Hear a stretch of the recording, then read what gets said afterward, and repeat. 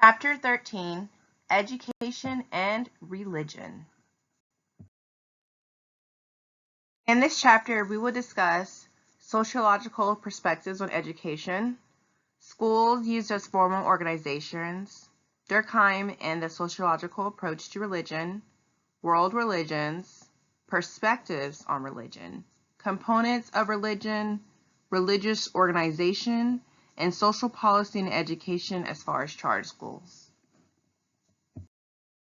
Sociological perspectives on education.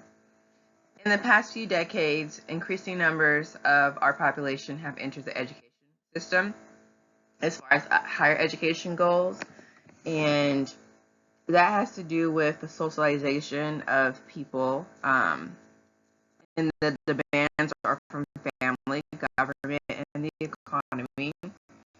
And people are socialized into our society and into certain jobs by the education system.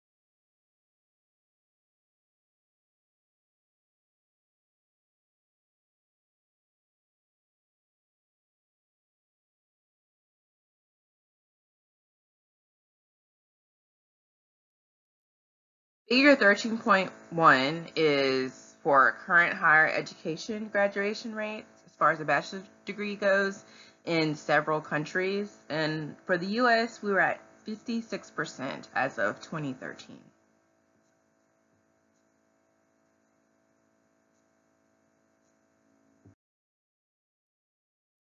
From a functionalist perspective, transmitting culture as far as education goes is basically transmitting the dominant culture to everyone who is going to attend the schools in the US. So anyone will be exposed to the beliefs, norms, and values of the dominant culture, and then governments use education to shape culture. Some do it more forcefully than others, but all governments do this in all countries. Also, it promotes social and political integration. So basically, it gives people and also Americans and also immigrants a common identity and promotes a common language, which would be English. Now, there are schools that focus on bilingualism, but in essence, most schools still focus on English as the dominant language. And then if someone is bilingual, it's a benefit, but it's very important to learn English. So the integration transforms the population composed of diverse, racial, ethnic, and religious groups into a society whose members share a common identity, and that would be the American identity. It's also important for maintaining social control, so children and even adolescents learn what's expected in society, respect, how to work, how to show up on time, how to work hard, how to write, how to perform for certain jobs, job interviews, how to groom themselves, appropriate ways of dealing with conflict. So schools do maintain social control. And also they serve as an agent of change. So the best indicator of a person's lifetime earnings would be how many years of formal schooling they have.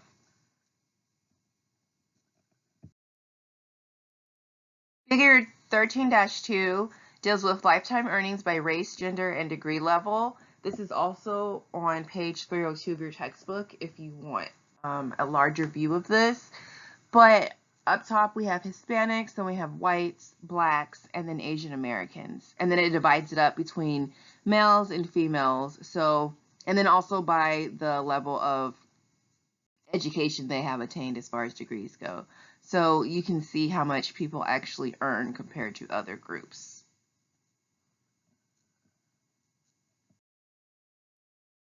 Education viewed from the conflict perspective views education as an instrument of the elite domination, so those who are in charge.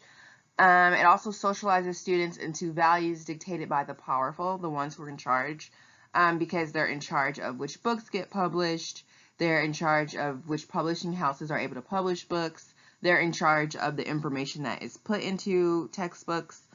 Sometimes you might wonder why certain things aren't talked about, or certain countries, or religions, or races.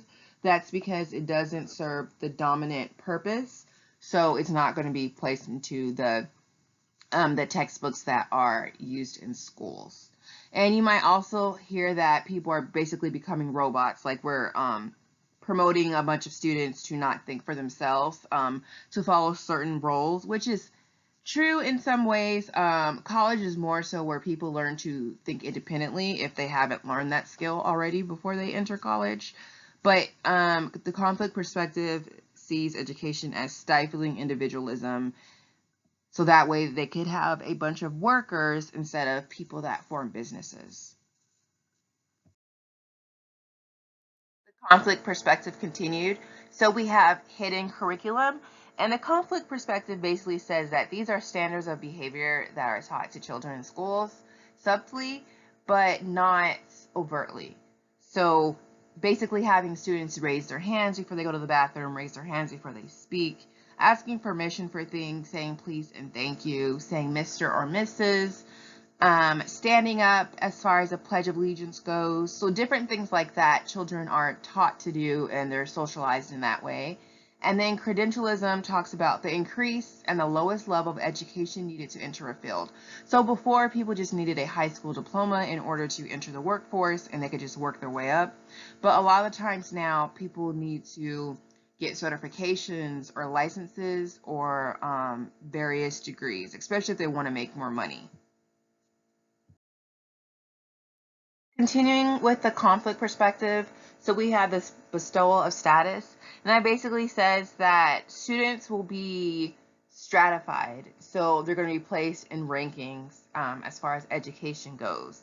So education is not equal, or if people say it's equal, it's missing equity. So if you think about it, consider tracking. So students are placed, by taking exams and tests and things like that, the ACT and reading groups early on in their education, but all children aren't exposed to conditions where reading is viable for them or even allowed, or even some students don't have access to parents or tutors at an early age where they could improve their reading or improve their math skills. So the system that way is inequitable.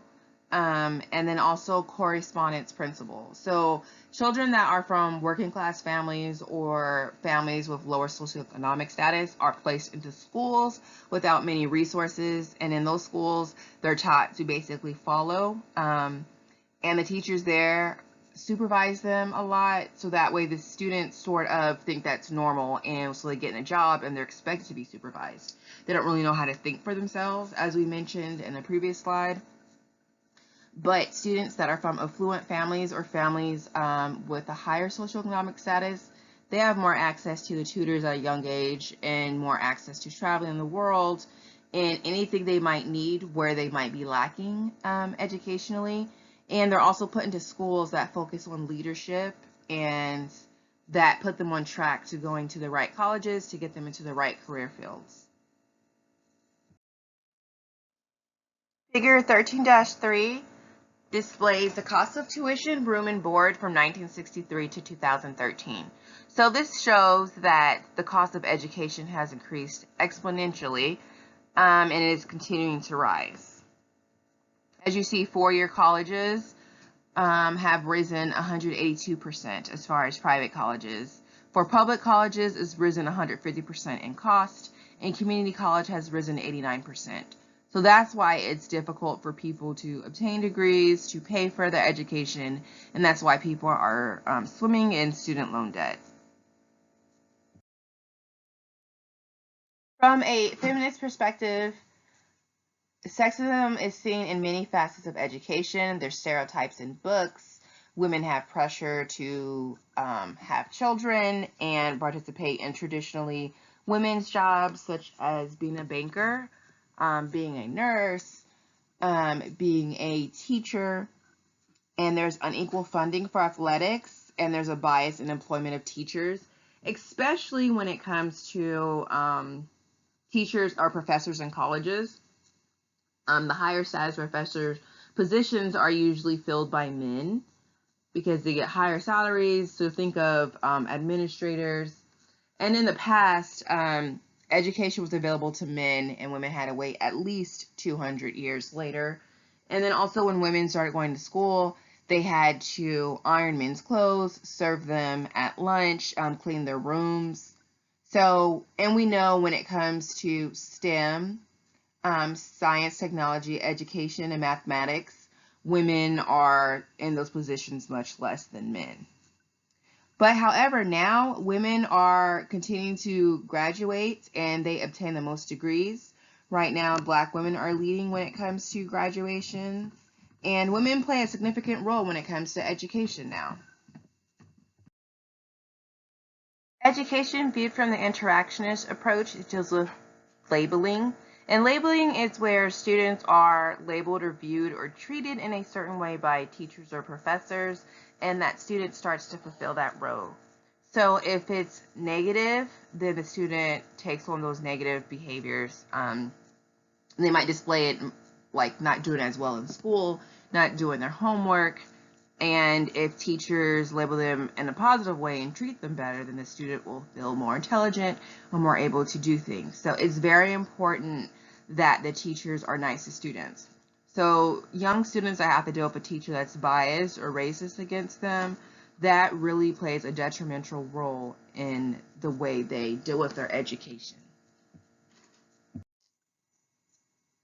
The bureaucratization of schools. So Weber's characteristics of a bureaucracy has a division of labor, and basically if you're a public school elementary teacher, like for first graders, that's just what you're going to do. If you are a teacher that teaches people with disabilities or an ESL teacher, then that's exactly like what your role is going to be. So the labor is divided within the school system. There's a hierarchy of authority, and basically everyone has a boss or someone to answer to in the school system. There are written rules and regulations that teachers must follow, and the rules are becoming more stringent or more strict. There is impersonality, so there are more children in classes and less teachers available. So that way it's harder for teachers to focus on all the students since there's so many of them put into classrooms. And employment is based on technical qualifications. So promotions are normally dictated by written personal policies. People who excel may be granted lifelong job security through tenure. And most teachers or professors try and get tenure. So that way they could be more of themselves, teach the way they want to, but also have a guaranteed job.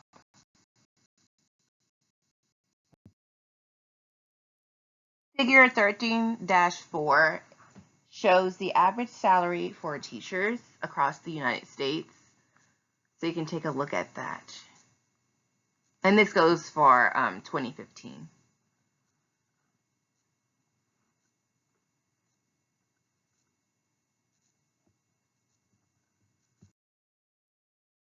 Homeschooling. So that is currently on the rise in the U.S. About 1.7 million children are homeschooled. Some people don't like it because they feel like they don't know exactly what students are learning. They're isolated from other students. They might not have the best socialization skills. However, some people like it because parents can tailor the educational environment to the actual students. Students can get ahead. They can also take college courses earlier. And sometimes it's good with people that have learning disorders or different ways of learning.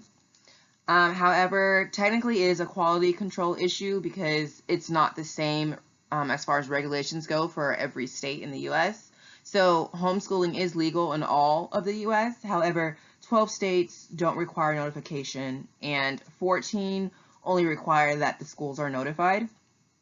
And others have it where there are no specific subjects that have to be taught, whereas other states expect the parents or whoever is teaching the children in homeschooling to submit their curricula and the test scores that they have completed. And those who are homeschooling the kids tend to have higher than average incomes, higher than average educational levels, are two-parent homes, and the children tend to watch less TV than other children. Durkheim and the sociological approach to religion. So Durkheim has defined religion as a unified system of beliefs and practices relative to sacred things. So basically, religion involves a set of beliefs and practices that are uniquely the property of that specific religion as opposed to other social institutions. So basically, these different religions can basically tell people how they should behave or what they should aspire to be. It's a collective act. Now, some of the elements of religion are sacred and profane. So sacred just means elements that are beyond everyday life that we inspire awe, respect, and even fear. And then profane includes ordinary and that it could be commonplace. Table 13-2 is about major world religions. So this table is in the millions and a percentage of the world population. We have Buddhism, Christianity, Hinduism, Islam, and Judaism. Basically, these are the larger religions in the world. Of course, there are many, many other types of religions. Figure 13-6 talks about the projected change in global religious affiliation between 2010 to 2050. So projected as in this is what they are assuming the religions are going to be in by 2050. So Christians should remain about the same. Muslims will increase. Those who are unaffiliated will decrease. Hindus will decrease a little bit. Buddhists will decrease. Folk origins will decrease. Other religions will decrease slightly. And then Jews will remain the same. Now, of course, this is just a projection. This isn't a fact. The integrative function of religion. So Durkheim viewed religion as an integrative force in human society. So it gives meaning, support, and purpose to people's lives. It offers ultimate values and ends to hold in common. So basically, what do you have to look forward to? Who should you pray to? What modes or codes of conduct you should live by, and strengthen social integration so people can come together when they are part of the same religion, or even if they want to learn about other types of religions. Integrative power seen in work with immigrant groups, and basically if people have something that they believe in and another group believes in the same thing, even if they're from a different country or culture, it can bring people together in some ways, or it can cause dysfunction and fighting between nations or people. It can cause a lot of conflict. Religion and social support. So there's an emphasis on divine and the supernatural that allows people to not focus on every bad thing that happens to them, and more so focus on the bigger picture or the higher power or the end goal. Religion and social change. The Bavarian thesis. So basically, it's a Protestant ethic from back in the day, and it focuses on working hard, worldly concerns, and a rational orientation for life. So basically, you work hard, you get what you can out of it, and the spirit of capitalism rises out of that. So it's okay for some people to be more well off than others. It's okay for some people to be poor.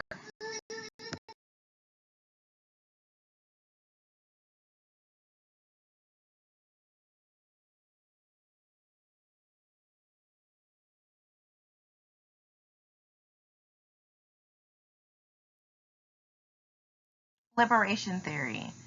So those that believe in liberation theory believe in using the church in an effort to eliminate poverty, discrimination, and other forms of oppression or injustice from society. Oppression of the poor, racial, ethnic minorities, and women. They believe that religion has a moral obligation to help others. However, some see it as dysfunctional because the clergy or the people at higher ranks in the religion won't be able to focus on their own spiritual needs because they'll be focusing on helping other people. So when it comes to religion and social control, as far as a conflict perspective, Marx believed that religion impeded social change. So he believed that religion prevented social change because people would focus on the spiritual world instead of what's happening currently. Since if people believe in the afterlife, they may believe that they'll get what they deserve or their happiness will come after being in this world. They say it's like an opiate for the oppressed people. So basically it covers up the conflicts and trauma people are going through now because they're focused on their spiritual lives and what will happen in the afterlife. Marx believed religion's promotion of social stability only helps perpetuate patterns of social inequality because religion focuses on other things and some people feel like they're more blessed. So that's why they're able to be blessed in the current world as far as finances go. And then how people give money to churches and other houses of worship in different religions. And he believed that it induced a false consciousness among the disadvantaged, and religion lessens the possibility of collective political action. So basically, it's that people just believe that if they pray, then things will change instead of taking action for themselves. So Marx was against those concepts. Feminist perspective on religion. So women play a fundamental role when it comes to religion. Women spend a lot of time with their children, and they usually are the ones to socialize their children into religion and also to enforce those beliefs. However, when it comes to religion, for more of the predominant religions, women take a subordinate role, so they're not in leadership. They're there to help, but they aren't there to lead. And so women become volunteer staff and educators, and women are more likely to be affiliated with religion than men are.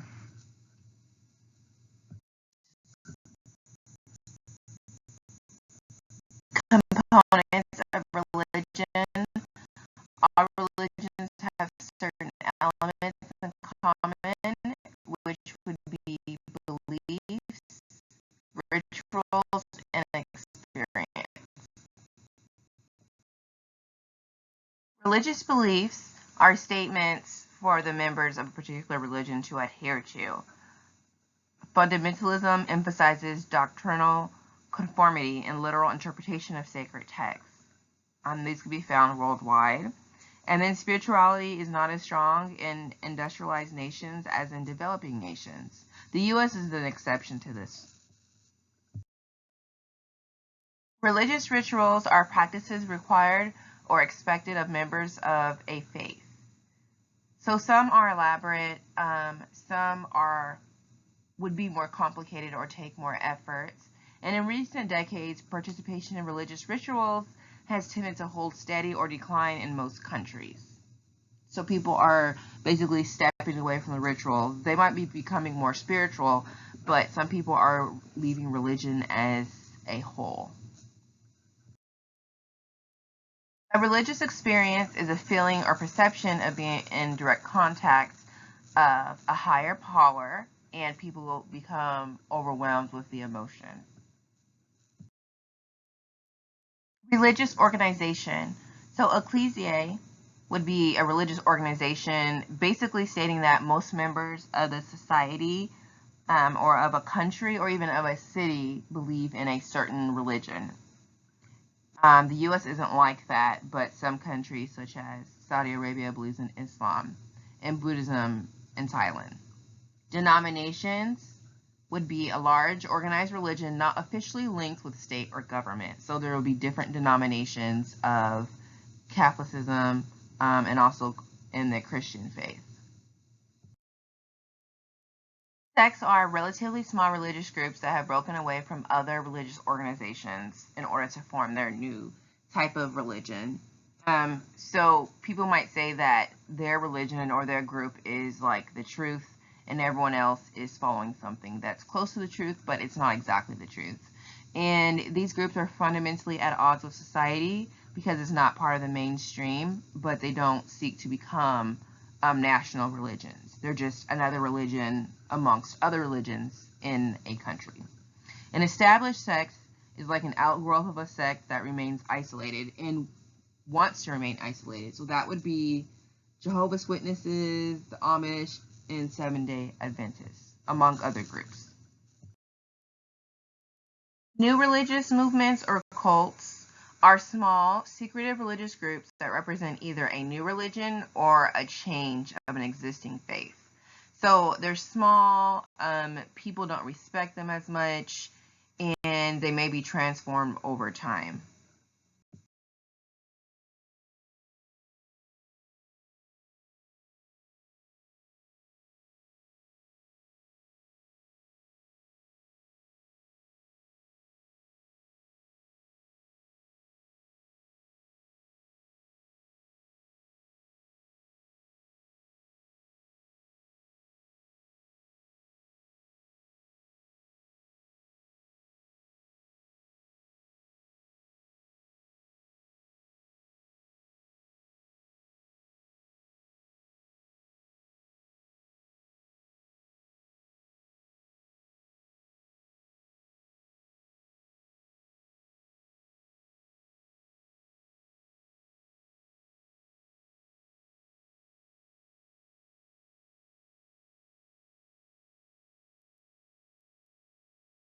Table 13-5 talks about these different types of groups, so you can compare them in terms of wealth, as far as formal or informal religion, as far as their doctrines and their beliefs, membership, so you can take a look at this table.